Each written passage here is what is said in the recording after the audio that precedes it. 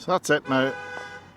I have all my joists in place in that first section that I done, and as I was saying now, because of it's 6.6, that's roughly 4.8, so it's slightly less but close enough.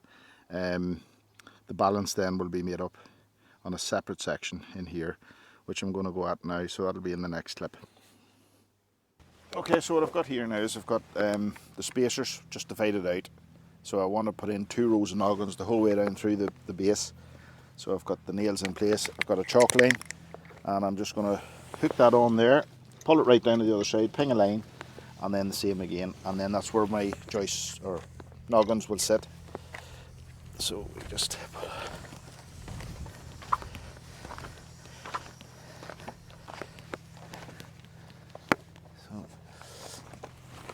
pull it nice and tight around the line, like so. Just ping a line, and that gives me my lines along where to put my noggins, and move up then to the next side. Drop on there.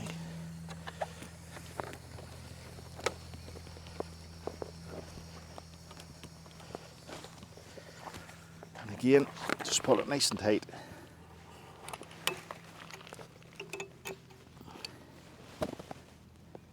That should be enough.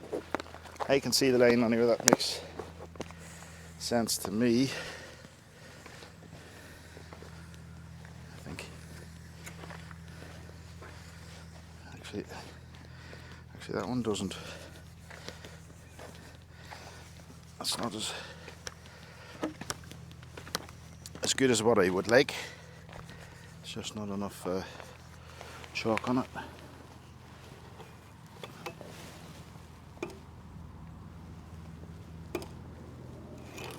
I can see that now, so that's good. So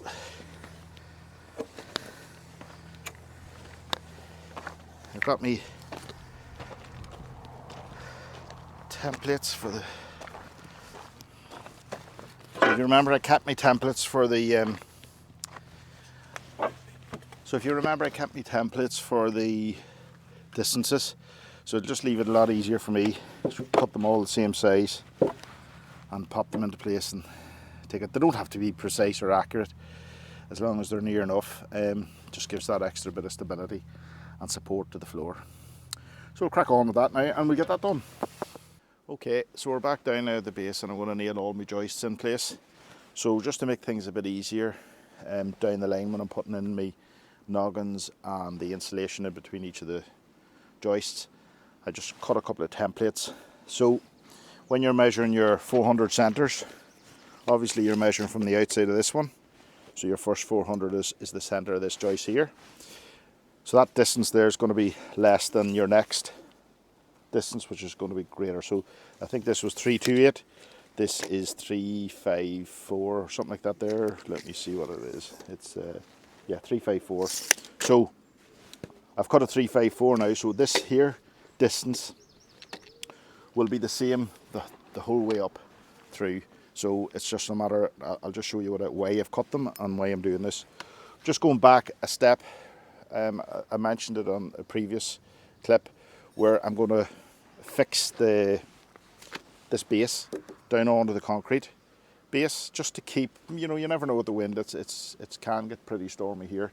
So I'm going to use these heavy duty angle brackets. So I'll literally put one here, I'll fix it with 4 screws here, 4 60mm screws, and then I've got these concrete screws, they're 60mm as well. So you literally pre-bore these, put these in, and I'll fix them down, and I'll probably do one, skip 2, do the next one, skip 2, do the next one, the whole way up, and I'll put a couple down the sides and a few around the back. But in terms of where this base is located, we get out winds from the west, which comes from this side. So during the winter especially, you get the west wind. So I'd rather have it well fixed here along the front, because literally the wind's going to come straight in here.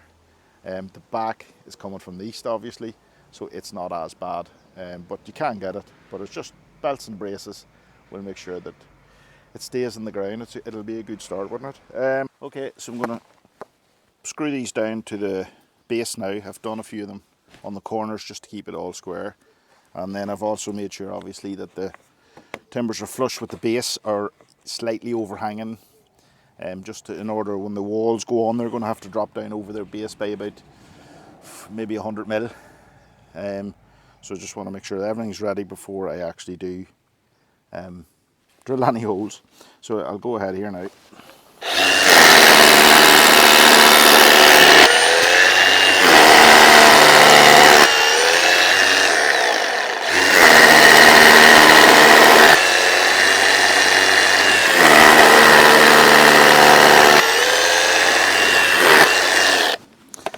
And I'm using these, as I said yesterday, they're a concrete screw.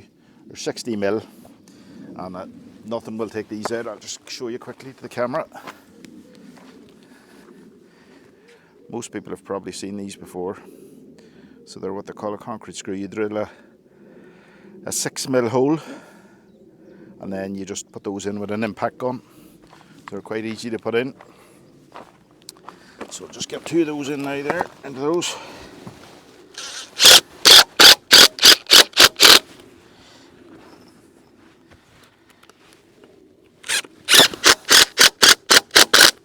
And that's it. Just continue on down to the next one, and it's repeat basically.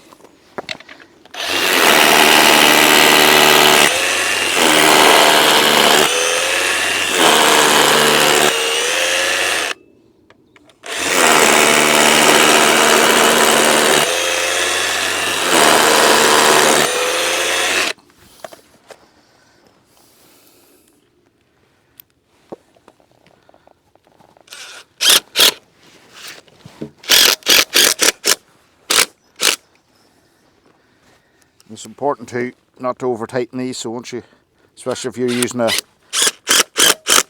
impact gun, once you hear it starting to bite, that's them in. So that's pretty much it. Now I'm just going to continue on. I won't bore you showing you them all, but that's as I said, every second one they're in. So there's no way is this going to move once I have it all bolted down, and then put in the noggins. That's the next thing to do. Okay, this stage.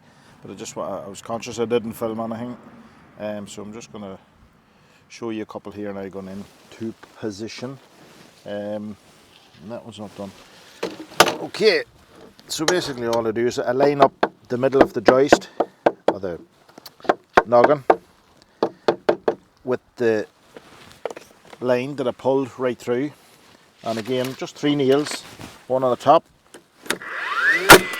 one on the bottom, and one in the middle, and then I go around to this side,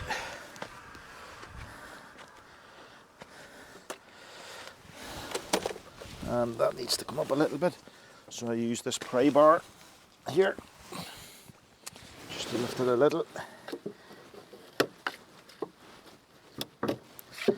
That's just about right there, and it's in the middle. So what I do, obviously you can't nail now here, so what I do is I come in here at the side, one at the top, so that's giving you a good fix, just going in an angle, but you're still having a good catch here on the side of each one. So then on to the next one. Get my next noggin in place. Drop it in.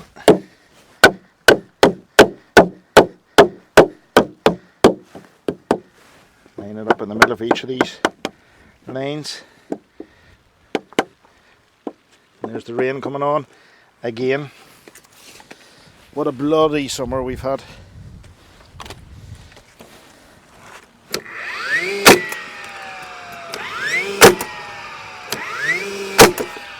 Back round. I'm out of nails. Load up. And go again. Again, in at an angle.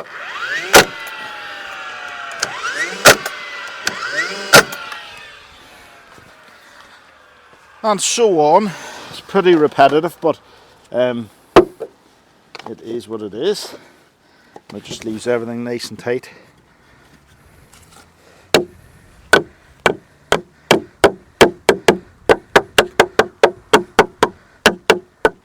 And trim.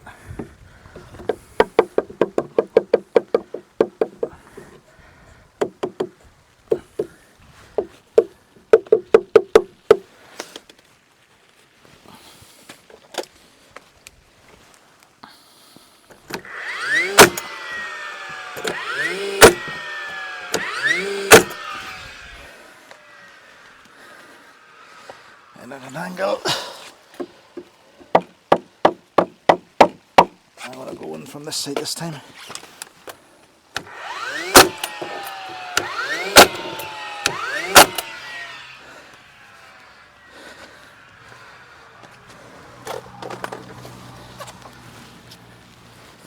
Oh, please go away, rain.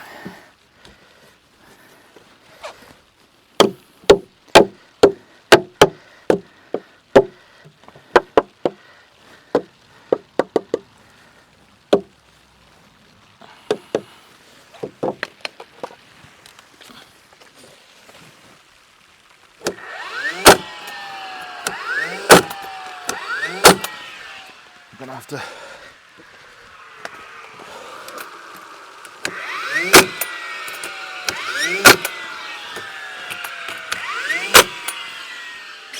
that's not much good. No, gonna have to call it a day.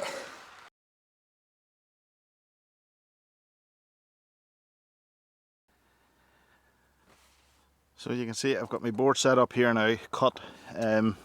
You seen me cutting it there 2 seconds ago. So what I'm also doing is I'm sticking these boards down on the joists. Now, I don't think this is necessary. I'm just kind of, again, it's a bit of belt and braces, and it might prevent some of the squeaking. Anybody that knows when you put down wood on wood, potentially it has you know, it can squeak.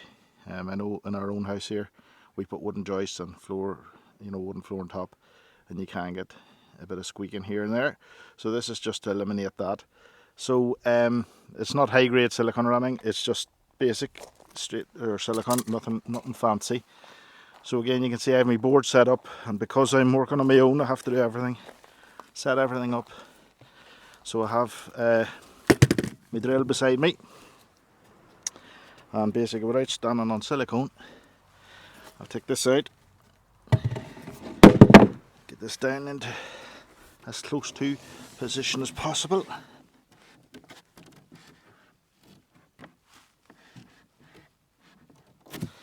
And what I'm also going to do here, it's recommended with this OSB, is put a 3mm gap. So what I'm using are these window, they're like, what are they called? I think they're just called spacers. The window guys that put in windows, they're coming all different colours, but this one here is as close to 3mm that I can get. So just kick that over now into place, and then make sure it's right for length on the joints. We're pretty good there. So needs to come down the way a little bit. Not too much, because with the silicone it slides pretty. That's about right there. So that's nice and tight now up against the spacer. Just put a screw in there now, and obviously the joist is where the last screw was there, so it's easy enough to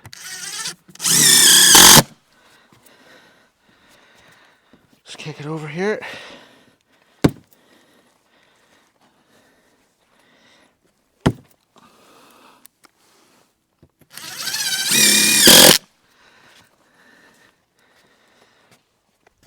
And that's pretty much it.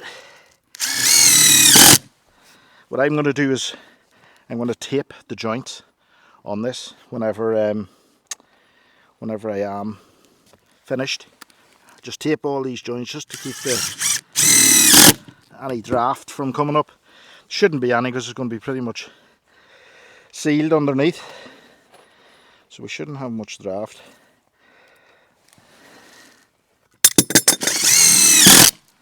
Nearly stabbed myself with my Stanley knife.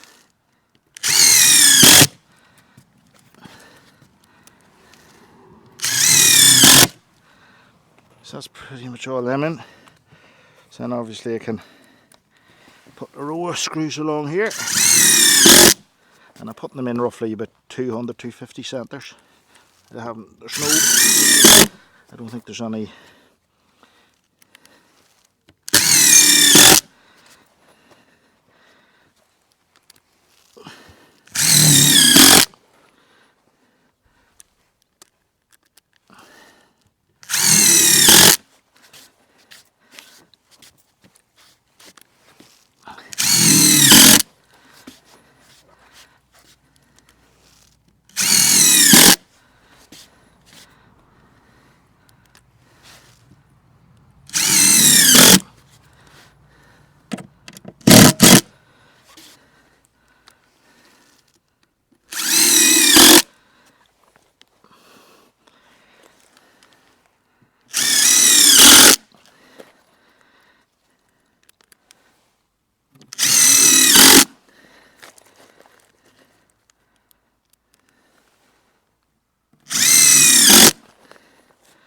So it's a bit monotonous this, but what I'll do,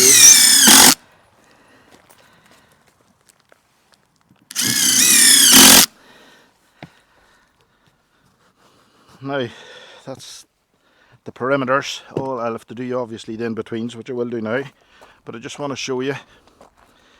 So I think you can see over here I have a double joist in over here on this one, so I'll not have to cut the next one because the 2440mm, the 8 foot, sits on the outside of the first joist, which means then the next sheet will start from there to the end, if that makes sense.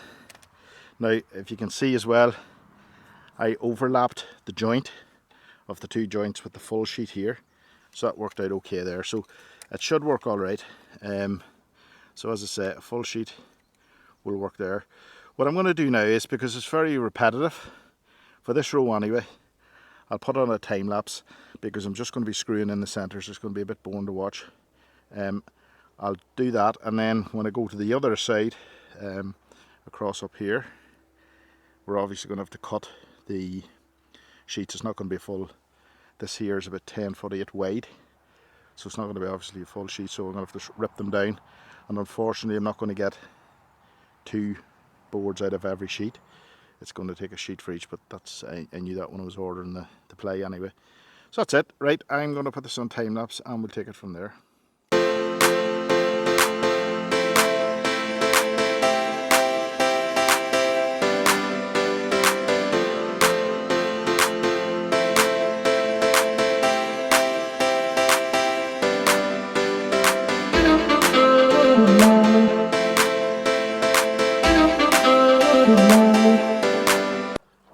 Just squinting here in the sun, but this is the offcut of the last row that I put on there. I've done a time lapse again, as I said. Didn't want to bore you with all the screwing, but I've put this in place here now, and I've marked where I'm going to cut here and where I'm going to cut this way here. So I just don't want to waste this, so I want to start off with a sheet. Plus you stagger your joints as well, which just leaves it a wee bit better in terms of stability and so on. So I'm just going to put a few screws in here to hold it in place while I cut it.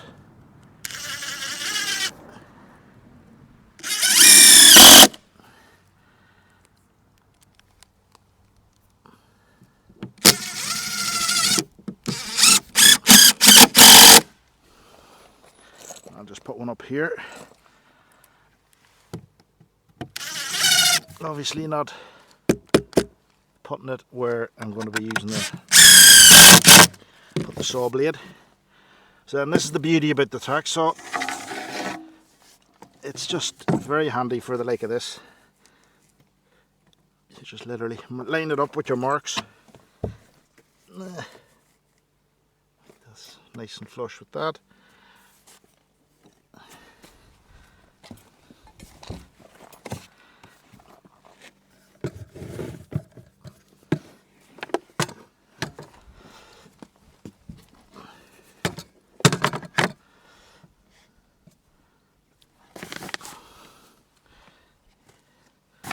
Let me get this plastic in the way there, I'm going to cut it.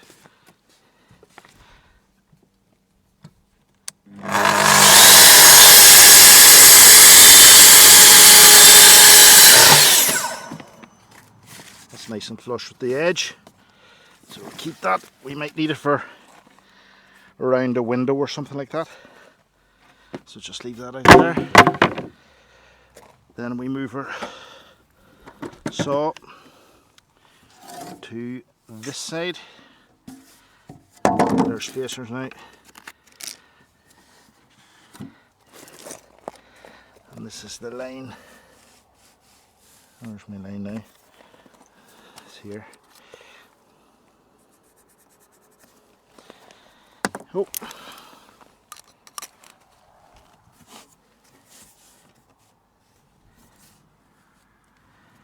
That's about right there.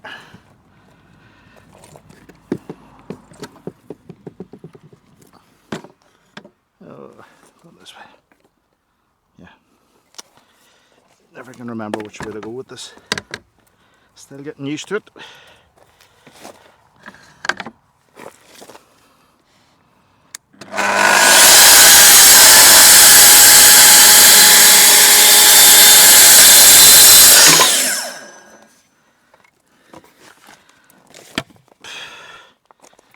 And that is that.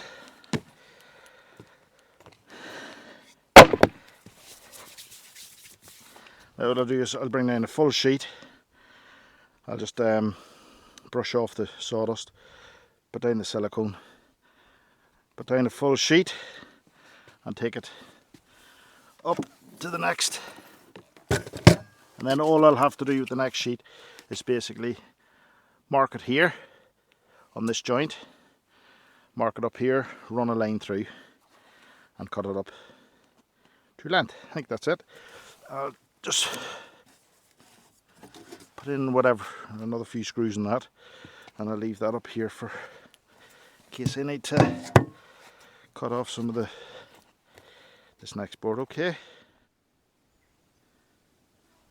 so 350 odd screws later and 9 sheets of OSB, 18mm OSB, I finally got it covered. I didn't bore you with showing you putting on all those outside sheets. They went on well. So what I'm going to do now is, because obviously as anybody knows, OSB doesn't like moisture or water. In fact, you destroy it if you get it wet. So what I'm going to do is cover this back up, and I'm literally going to leave the black cover, so it's a 1200 gauge cover, so it's really strong plastic. I'm going to leave the plastic over it, and I'm actually going to build the walls on top of the plastic so they'll overhang, you know, the edge of the perimeter. And when I'm finished the entire build, then, well, once it's waterproof, get the windows in, the door, roof on, I can cut the square of the plastic on the inside and take it out. So that way it's just going to keep everything nice and dry until such times as I get it watertight.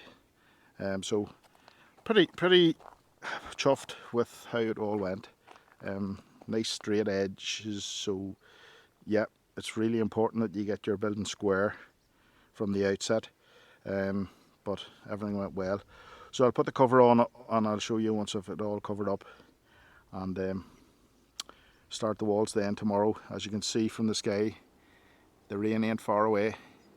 Never is around here, but I got it, probably took me about 4 hours maybe, and again working on my own, took a half an hour for lunch and stuff, so it's a bit slow. A couple of good joiners would have that done in an hour, but it's just, again, working on your own. I'm happy enough doing it. I'm not complaining. It's just does slow you up. So I'm going to get this done now here, and I'll show you when it's all covered over.